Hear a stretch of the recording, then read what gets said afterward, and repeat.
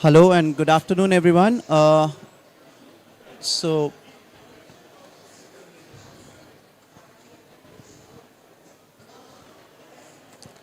yeah. Hello and good afternoon, everyone. I'd like to welcome you all for the session on productive decarbonization pathways to achieve India's net zero targets. Thank you for being here. We'll have a short presentation and then we'll be inviting the fellow panelists.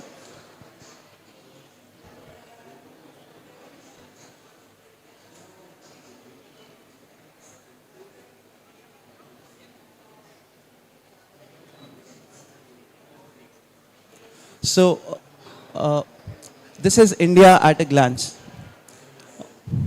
We have a population of about 1.3 billion as of 2018. There are about 21% of total available land as forest area. The net GHG emissions of 2.9 gigatons of CO2 equivalent and per capita emissions of 2.24 gigatons. Sectorally, as per the Bureau of Energy Efficiency from Ministry of Power, Government of India, energy sector has the largest share in emissions due to the coal-intensive energy generation, followed by the industrial sector and the agriculture and transportation sector. So we can see the graph here, and we can see how much the energy generation sector has the intensity in its contribution to CO2 emissions. As per the increased ambition under Paris Agreement and the GHG emission pathways, India will be close to net zero by 2100. However, by 2070, it is now being pushed with the new policies in place.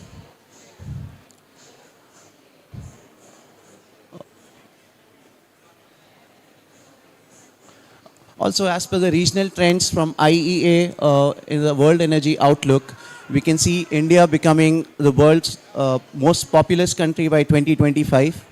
It will also have largest increase in energy demand than any other country owing to rapid urbanization and industrialization.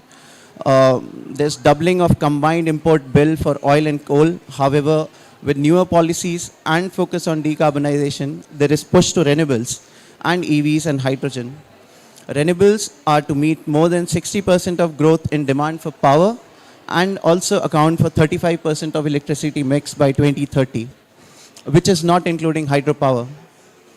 The announced pledges scenario also puts India on path to net zero by 2070 with the push to low carbon emission alternatives in power, industry and transportation sector.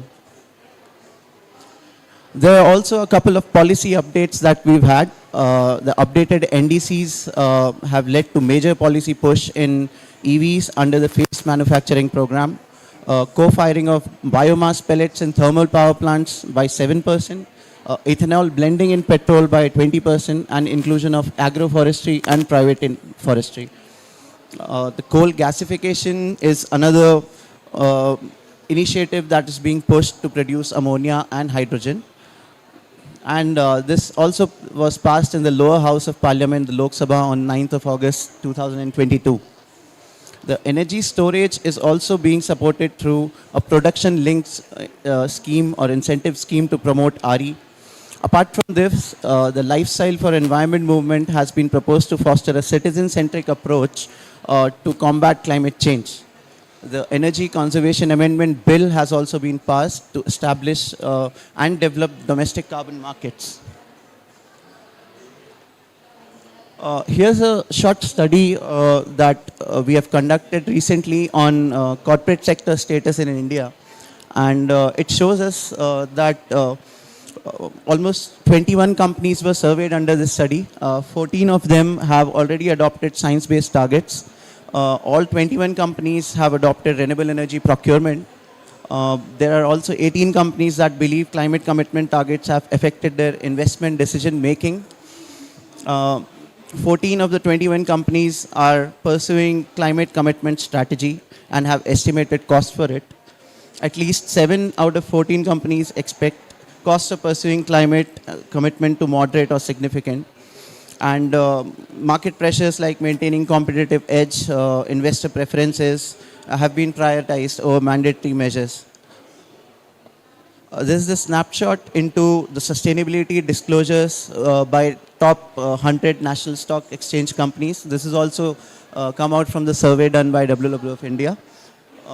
It says 46 companies have already announced net zero targets, and almost 73 companies are committed to reducing their emission levels.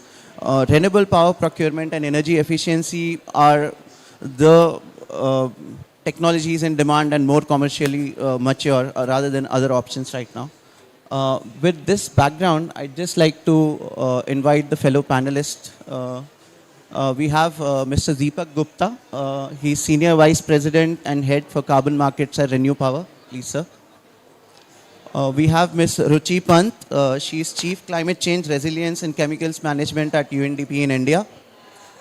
And we have Mr. Pratap Raju, Founding Partner, Climate Collective, and Country Head of India for New Energy Nexus. I welcome you. Thank you.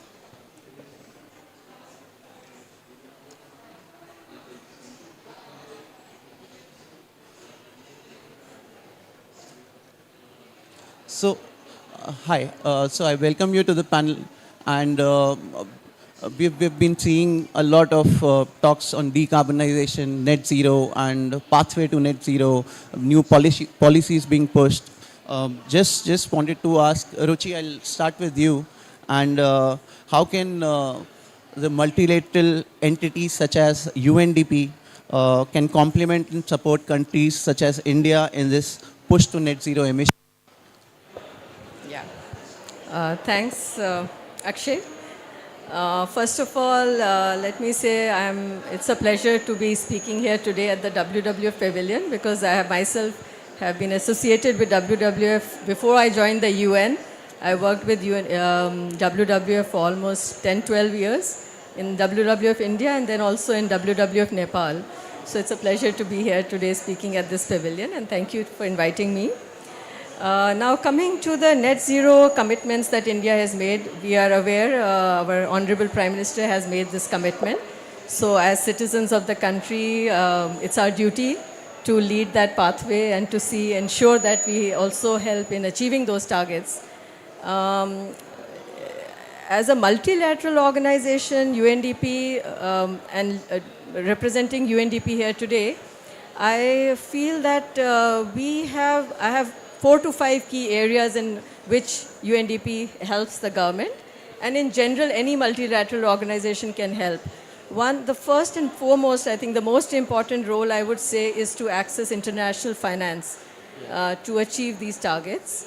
And the second would be to try and access technology, low carbon technology. And third, I would say to demonstrate that technology. And fourth is policy. We would like to try and take it to policy level so that the demonstrations and the initiatives could be scaled up using government funds. And India has a lot of schemes and programs through which they can scale up these demonstrations and pilots. And fifth is South-South cooperation. So not only helping governments in India, but to take some of our learnings and best practices to other countries. So these are the 5 areas in which any multilateral can help. I have a lot of examples from what we have done in the past. If I have time, I can later talk about it, but yes. Sure. That's great, Ruchi. Thanks. When you speak of financing and international financing, I'd like to ask you the question, Pratap, on what are those 3 ingredients that make sustainability financially attractive? And is financial viability the only option for uptake of sustainability in India, or are there other incentives too? Right, great. Well, thank you, and it's great to be here. I'm not sure why I'm here. That's one thing. I work in the space of supporting clean tech startups. Yep. And we did a survey 4 years ago when we did a voluntary carbon market project, and almost none of our startups understood climate science, did not understand what was happening at COP. This is my first year coming in. So that's one point before I get into your question.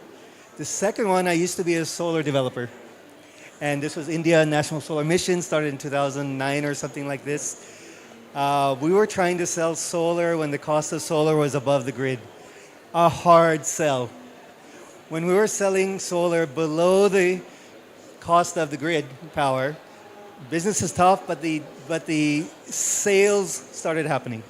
And this is the point, at least, where technology and innovation can play a role, right? It's not the only thing needed. We need so many things, policy, capital. But if innovation comes in to make those paths to sustainability, reducing costs, and it's not just even reducing costs, it's creating solutions. Oftentimes, clients, consumers, businesses need solutions. You may have the best solar rural energy access product in the world, but if you don't have energy finance supporting it, it's a hard sell beyond some grants to support. So to answer your question is, I think so. I think that especially for a lot of solutions, we need to make sure there's consumer value or business value. There isn't that much government grants or subsidies. I think that's going to change this world. It's not going to be a panacea for everything. There's areas maybe of biodiversity that we will not find a market solution. But there are lots of areas, especially in energy decarbonization, where if we can figure out the business value or the consumer value if it's a consumer product, then I think that that is going to be the key driver, at least in India. When we see the solutions coming out, it's driven by business solutions, B2B startups. There's very little consumer solutions on the ground in the clean tech startup space. That may require years of movements, awareness, and other things, and maybe then we may see something, but at least in the business side, most of the drivers are about value that's being created for the business. So I think, yes?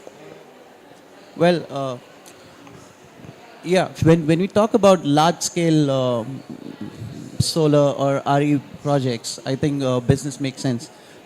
What about, so I'll come to you, Deepak, on the follow-up question on this. There is a huge push for large-scale renewable energy projects deployment across India. We have targets of about 500 gigawatts of renewable energy by 2030. We also saw that almost 15% of those targets are going to be met by solar itself. What are your perspective on use of productive renewable energy in the rural landscape of India, wherein we could see solar or other forms of renewable energy picking up, linked with livelihoods and other areas, so that it becomes financially attractive for businesses to do this in these areas? Sure.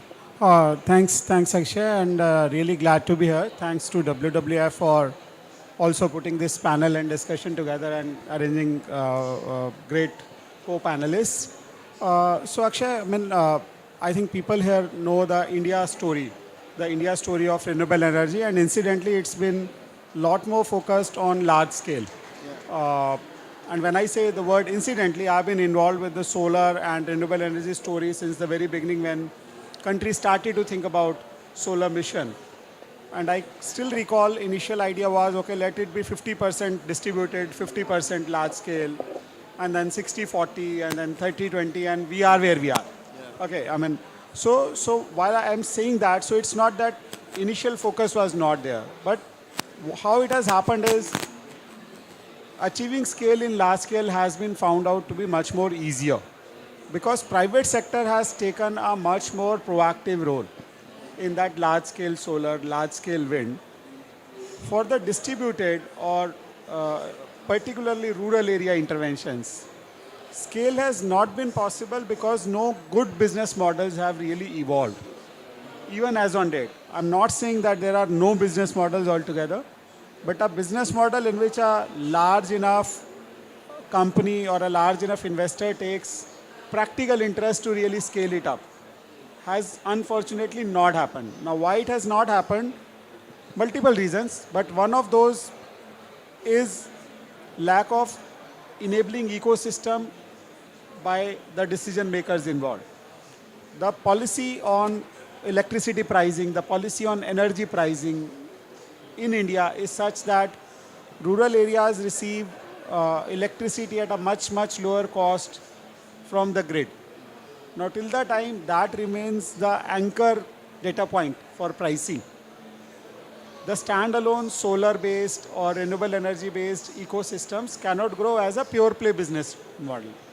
Now again, I'm not saying there is anything wrong in that, because as India, our first priority should be to provide electricity and energy access to the last citizen.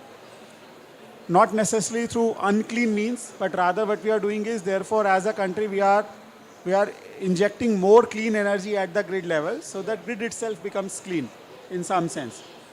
But having said that, clearly there is a need to also mobilize more appropriate ecosystem level frameworks, right policies, right regulations. I clearly recall a lot more focus on something like mini grid for productive use 6 years back than it is now. And again, not as a negative thing, because grid has now reached almost each and every village. And grid is supplying electricity actually to each and every village, not just reached. It's not a dead grid. It's supplying electricity to anywhere between 14 to 18 hours every day. So how do we now, in this new context, look at some of those productive applications? How does it make sense for the end user? How does it make sense for the decision makers in the government and regulators? And how does it make sense for investors? So it needs a relook, is the word I would use. While some of the stakeholders, unfortunately, have still been in the old way of thinking that now the grid has reached, maybe it's not required, maybe it's not possible, or maybe the grid would never reach and therefore people are not happy with decentralized solution.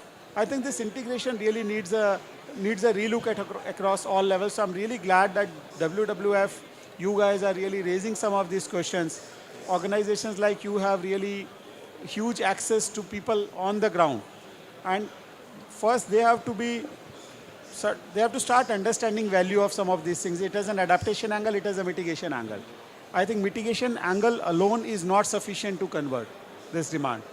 They have to also be sort of told, and they have to understand that the diversity of energy mix, much more sustainability and adaptability it brings to their lifestyle is something that they have to start valuing.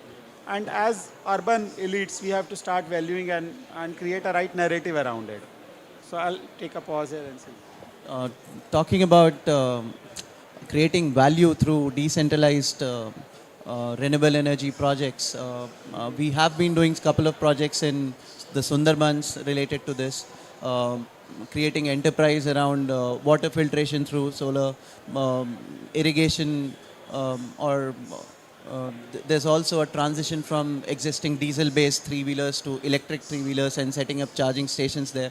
So we are also trying to do that and contribute to the community and see where we get some more investment from, so where we get some more opportunities to collaborate from with the government and with the private sector as well. So I think that's a very good point that you made.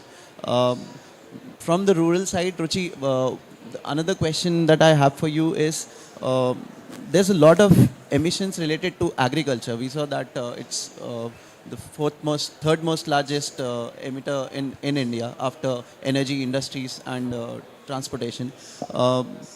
And Indian government is taking multiple steps like the zero budget natural farming, climate smart agriculture, etc., etc. How can UNDP play a role in decarbonizing the agricultural sector, wherein UNDP has been so closely working on SDGs with villagers, in the villages, at that community level? So what could be UNDP's role there to strengthen this approach and to strengthen this kind of decarbonization pathway for the agricultural sector? Yeah. Okay, so, well, a lot can be done. But the government has come up with some schemes also. We know the Paramparagat Krishi Vikas Yojana, and there's another Krishi Vikas Yojana. But, to take it to the grassroots level and to convince farmers who are not yet, into natural farming or sustainable agriculture, I think there's a need to showcase good practices. I think we need to bring best practices to the farmers. That's the first thing. In UNDP being a multilateral organization having over 170 offices across the globe, I think we should be able to collect and gather best practices and bring them to the field. The second, I think, is that there's a need to do some cost-benefit analysis. the farmers are not yet convinced. I mean, there are both kinds of farmers. There are farmers who are convinced because of engagement of CSOs and NGOs like WWF and many others who have been working round the clock, over the last many decades actually in this area. And so there are successes, but there's a pocket of successes. That hasn't come to mainstream yet. So I think one of the things that UNDP should be able to do is to get these cost-benefit studies done and bring this to the government to help develop policies beyond these two schemes. I think there's more that government can do. There should be more IEC material, so knowledge products, etc. From within, there are a lot of case studies from within India that we can talk about. Actually, UNDP along with the government of India brings out these India Biodiversity Awards, and where we have received a lot of applications and nominations of groups at the grassroots level who are working on sustainable agriculture. So by recognizing them and to take it to the government to scale up, using these various schemes, I think that's something we could do. The other thing is knowledge platforms, where different stakeholders can exchange their views and voices could be heard. With Irina So, and UNIDO wish to strengthen their cooperation as they share a common objective with regard to the role of green hydrogen in supporting the global transition pathway towards sustainable energy future. So I guess the last point that I was saying was about knowledge platforms. And I think Before we move, let me also request General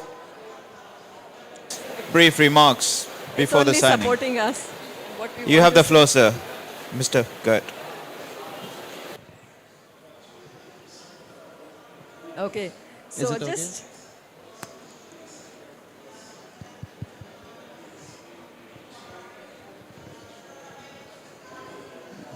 right? Okay. So just two more points. One was, of course, to repeat the last point I was talking about, knowledge platforms. So UNDP has been bringing about this a community of practice within a knowledge platform called Solution Exchange, where we can have stakeholder groups talking about problems, and then there are others who talk about solutions. It's a moderated platform where we can exchange best practices. So that's something which we should popularize. And finally, I'll come to the role of private sector. So UN, multilateral organizations like the UNDP could also help form a bridge between the farmers associations and the private sector, because there is a need for a medium intermediaries, and that's where we come in, and we can work through the UN Global Compact and the corporates to support such actions, not only as part of, under the corporate social responsibility, but I would say as philanthropy, and also I would say greening the value chain. So those corporates who are dependent on farm-based produce, as an input and raw material, they should also ensure a green value chain. So I think these are some of the ways in which UNDP could support, promoting climate-smart agriculture. Well, becoming climate smart in all the fields is the necessity right now, I think. From that, Pratap, the question to you is, so many startups in the clean tech space, emerging startups in IoT, with machine learning, with all these things happening. A couple of them been working with the large corporate sector in energy efficiency, in solar power and other sectors. But what about the rural side of the economy? Where could these startups come and play that role?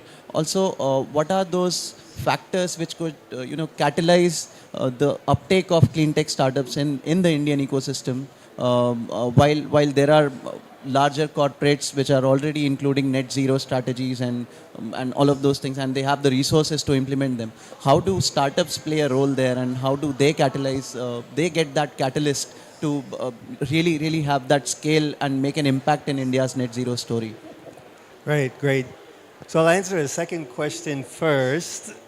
Can you give me the list of these companies? these corporates that are dying to work with startups. Of course, this is in early stages. Renew being exception, they're already working with startups. I've worked with a lot of startups the last 7 years. I think we counted 862 startups. I've seen other sectors within short amount of time raise funds, go to the market, and some clean tech startups from 2018 B2B startups, business to business, still struggling to get pilots, to get funding, etc. So I think one challenge that we have is acknowledging this is a hard sector. Net zero goals don't translate into working with startups in particular, but also some action. It takes time to change organizations. So the one thing missing if we're going to support clean tech startups is giving these opportunities for piloting.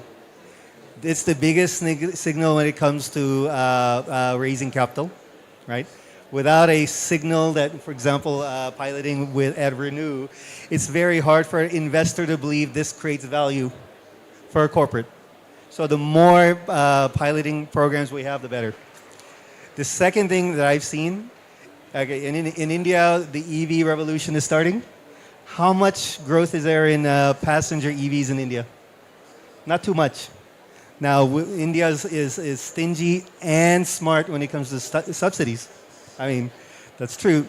The shared fleets for corporates, the retrofit of rickshaws or tuk-tuks, these make money for corporates. And you see funding going to these startups. In fact, in India, we did a study last year, 60 or 70% of all funding going into EVs. What about all those other spaces? What about energy access, as you mentioned? What about water, wastewater? They're starved. So I think sometimes when we think about kind of the plans that we need to think about how complex the innovation ecosystem is. It's not just amazing innovation coming from the lab. You need financing. If I mention today, I have this great startup, amazing results in wastewater. The number of VCs will drop from 100 to a brave one. Will say, show me that startup. Not because it's not needed, not because we don't face massive problems here. It's because our ecosystem is not yet developed here as well. So I think when we think about our sustainability needs, we need to think about all the other support beyond sometimes the headline numbers, the biggest clean tech startup in the world. What's the biggest clean tech startup in the world? Biggest clean tech startup? Tesla. We don't think of it that way, but sometimes we sometimes see these big numbers, $80 billion going into clean tech startups globally, but this is a massive, major transformation. We call it Clean Tech 2.0. It's going to transform every industry. It's going to transform a lot of our consumption patterns, etc. And we still don't have enough support. It's coming, but maybe not fast enough. And this is where our effort should be: is to figure out how to support, especially those hard to fund areas. For example, we just put in a proposal for biodiversity and fintech. There is funding to support biodiversity from different segments, whether it's corporates, whether it's people, etc. You need solutions. Fintech is a kind of a way to get into the voluntary carbon markets that are growing, etc. This is not easy, again. So when we talk about energy access, coming back, it is hard precisely for this reason. There's not clear business value that is scalable. Unfortunately, we get caught up in the VC world. What does a VC need, et cetera? That's not the only funding that we need. We need funding that solves the more difficult problems, maybe more patient capital, maybe different scale. Maybe in areas like waste, it's no longer about how fast, but sometimes the quantities will require different players to come in. So this is sort of the challenges that we face. But to go back to your answer, we are at least seeing one thing compared to 15 years ago is a deepening of innovation. In 15 years back, we used to talk about energy. Organic solar cells was a big thing in 2008. I remember this. But monocrystalline from, I think, 1954 won out. Today, we're talking about not just, for example, we're not talking so much about so much innovation on modules, for example, from the startup world, but we're talking about data analytics for solar plants, whether it's drones for fault detection, for scheduling power into the grid. We're talking about alternatives to protein. In the renewable in the energy access space, we do have an increasing number of products. Actually, it's pretty cool. A friend of mine out of Hyderabad developed this electric tractor. Daytime shared, reduces costs from a diesel tractor. Nighttime supplies power to the village. Amazing. So then what did he do? He went to the US and he started selling it there. It was very hard to develop, to get the financing needed for something that solved multiple problems. I'm not saying that it would have worked in India. I'm saying we have so many potential solutions on the ground. We need to, for example, in energy access, in particular, tie it to the funding. And that's often a finance, and not just a finance, a fintech problem. Yeah. You'd also like to, would you like to talk about the platform that you provide to the startups to, emerge and get that sort of help or assistance from organization like yours, the lab? And Right, right. I mean, we're not different from many other startup support organizations. We run accelerators, which means we help with business training, connecting to investors, connecting to corporates. Some of the interesting stuff that's coming out now is we have a decarbonization platform, because working with corporates is hard. Takes a long time. It's hard from the startup's point of view. These platforms, I think, is what we need, as I mentioned earlier. That is the key signal, pilots, to get capital to support these startups, as well as giving confidence to even the clients that these solutions can be scaled across large corporations, the breadth of operations, I should say. The other thing that we do in particular is we saw there was a huge gender imbalance. When we started, there was 8% of our startups in 2018 were women-led. It's unusual. I worked with a program in Climate Kick. Something about climate has a higher proportion of women versus other startup sectors, especially when I saw the data in Europe. So we started running accelerators called Climate Ready for Women. It's part of our Women in Climate Entrepreneurship Program. And it's multiple activities. It's funding support. It's, of course, the accelerators. We actually even run programs for women in STEM, in master's, PhD, because these are where the obstacles are. So right now, at least in our program, we're about, I think, 38% women-led. So these concentrated efforts, I think, really make a difference. And I point this out in particular. It's not, there is, of course, a gender goal that we're working for. It's also something we need from the clean tech space, especially when we talk about adoption. Having all the stakeholders involved, that is the source of insight. That is the source of adoption. And the more we can develop that talent, I think the more better off we'll be in seeing solutions actually taking off on the ground. Thank you, Pratap. Moving on from the startup ecosystem to the new emerging carbon markets.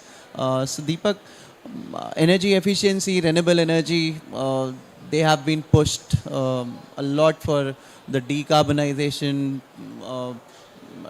like the discussions that are happening around decarbonization, and all of the focus has been on these two areas. Are these the only two things that are needed for development of a sustainable infrastructure to bring in the finances, or can we do more about it? And what do you, from your perspective, what would be the impact of the carbon markets in increasing that flow of funds towards the decarbonizing story of India's net zero targets, or till the 2030 or 2040 targets as we see it? Thanks, Akshay, actually, for asking that question. If a country needs to decarbonize, it's a big feat. Just conversion of our electricity or reducing intensity is not going to get us to net zero. It's important, unignorable, but we need to do much more than that. And again, to achieve scale, as both of them also said, investment is one key element. There are other elements to it, but investment is one key element, and investment is something that businesses only bring to the table at the scale required. I mean, we can all be enablers as developmental institutions, as civil society organizations, as government. But finally, it's the investment which businesses bring. And there are opportunities in India available across the spectrum in forestation, in farming ecosystem, as was said by the co-panelists. How do we bring farmers on board to adopt more sustainable or climate smart practices? We have to incentivize. When IEC is important, for them to be aware is important. But if there can also be an incentive framework, and again, if we expect government to be the only one providing all those incentives, possibly it can happen. But again, if it can be a private engagement. So, for farming ecosystem to become climate smart, for our something like agroforestry to really pick up at scale. And again, there are a lot of tree-based industry coming up which can help us sequester carbon for long term, which includes the likes of pulp and paper, but then MDF. These industries want trees as input, and they're not going to release CO2 back into the environment for anywhere between 25 to 30 to 50 years. So as a country and as a globe, we need transitional strategies. How do we sequester carbon for next 25, 30 years till the time the engineered removal technologies really become really scale? And what is required is climate finance or carbon finance, as all of us call it. Now, the only practical way in which carbon money is actually flowing into a country like India as on date, the only practical way is actually through carbon markets. I'm not saying it cannot happen any other way, but right now that's the only way in which it is actually happening. And because India does not have a compliance market, the only way money is actually happening from outside India to India is through voluntary carbon markets. Be it to renewable energy projects, be it to some of the projects that have happened in the past on waste management, and even agriculture sector. I'm sure you are aware that agroforestry in rice and paddy fields, them to support lower methane emissions. So, but I am saying that actually it's possible for that money flow to maybe become 100 times or 1,000 times or 1 lakh, like 100,000 times or more, provided we can create again, it comes back to enabling ecosystem. But first of all of us have to realize what's the volume that we are talking about, what's the scale that we are talking about, who gets the benefit. It should not become just a money earner for few intermediaries or whatever. So involvement of everyone from the farmer at the lowest layer to NGOs and associations who bring these farmers together, do some systematic programmatic approach, to large corporates, because again, credible names are required to ensure that there is a real credibility and monitoring, right level of monitoring and MRV ecosystems. So all these, if it can be evolved, sectors across farming, agro-farming, forestry. Again, India is sitting on huge carbon sink, and there are different reports. I'm not an expert, you guys are. Some people say our forest cover is reducing, some say it's enhancing. But fact remains, through a much more systematic approach, leveraging carbon finance, it is very much possible to enhance forest cover wherever degradation is happening. And then things like mangroves, which is again even more something which is again very important from both adaptation as well as mitigation perspective. There have been initiatives, including by WWF. You guys are doing great work over there on the mangrove ecosystem improvement. How do we achieve scale there? How do we entice private sector to invest money into that? And at least one thing good about carbon market framework is private sector will not seek right to land, will not seek right to produce, will not seek right to access that land, do whatever, tourism, ecotourism. All that private sector would require is the right to credits and be willing to make upfront investment into such kind of developments. And what the community gets out of it is productive use for all these areas that get evolved. So, we have to now really start looking beyond, without leaving focus on renewable energy. I can't say leave focus on renewable energy, but look at all these much equally productive applications outside of renewable and energy efficiency. And I think life, for example, is a very good starting point for that, because all of this will get then ultimately linked to our food security, our forest security, increasing forest cover, improving and enhancing lifestyle of people on the ground, and the entire globe supporting it either through voluntary market kind of frameworks or including through ITMOs, which is like joint framework between India and some other country on the other side. So to conclude this, I'm just saying that we need to really now look beyond what we have been doing for last 5 years, 10 years, 15 years, 20 years, and the areas that we have been focusing on, and really look at market-based enabling frameworks to scale each one of those interventions. And carbon markets, domestic, global, voluntary, compliance, how do we bring all of it together to make it, I would say, lucrative for private sector? You have to do that to bring large-scale investment, but continue to have it workable for people who are at the last rung, the tribal people, the forest people, and farmers. Yeah, I think that is very important to bring in those financial flows for all sectors, including the industrial as well as the last mile delivery for the village segment. Uh, one last question I have for all three of you. Yeah, please, Ruchi. Actually, just that I remembered two very important points and I wanted to stress upon that. You know, one is we forget about the traditional knowledge, you know.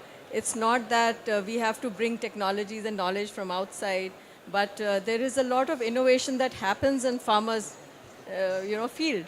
And a lot of these drought-resistant seeds or, you know, flood-resistant seeds, etc., are also innovated by the farmers themselves. So I think taking that traditional ecological knowledge upwards and to include it in policy is also very important. And the second point that I remembered, again, very, very important, is there's a lack of understanding and appreciation of this concept of sustainable agriculture or natural farming, etc., amongst officials, or I would say agriculture graduates, because this is something which is not taught in colleges. If you look at the curriculum of agriculture, maybe now it is, I don't know, but in the last few decades, I don't think it was ever there in the curriculum of agriculture science or agriculture colleges. And I think it's very important to include this as a curriculum so that they appreciate the value of this concept. The other thing is the extension services of governments. Maybe not just in India, in other countries also, in developing countries especially. This is never a part of extension services. So this is also something through our Krishi Vigyan Kendras, if we can build their capacities of these frontline staff members of the agriculture department, I think we can go a long way. So just these 2 points I thought, afterthought, but very, very important. So Thank you. I was actually going to ask the role of the local communities in, uptaking these technologies or So having you their can- own. Thank you, Ruchi. So with this, I'd like to close the panel. If anyone in the audience has any questions, I'd welcome you to put up your questions. Yes, please.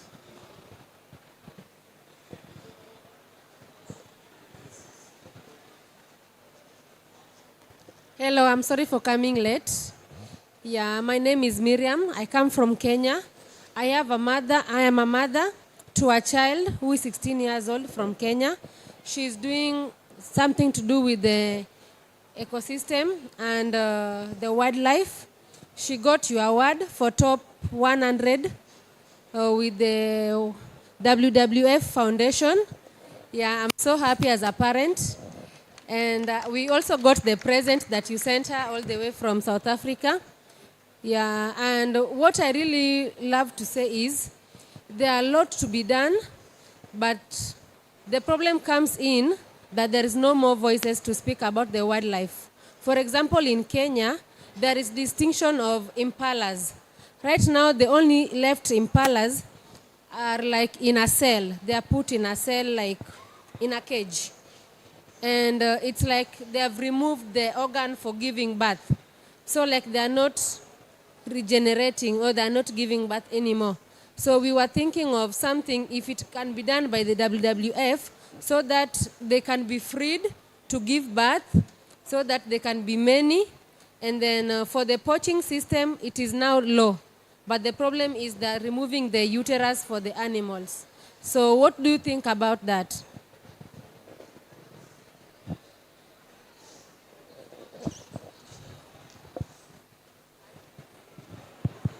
I think it's really cruel and very inhumane. I just don't agree with that. I don't know what we can do about it. If signing Probably, appeal or something, we'll be very happy to do that.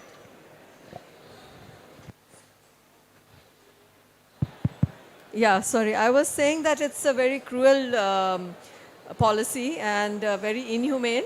And I'm not sure as an individual if I can help by signing an appeal or something, I'll be very happy to do that.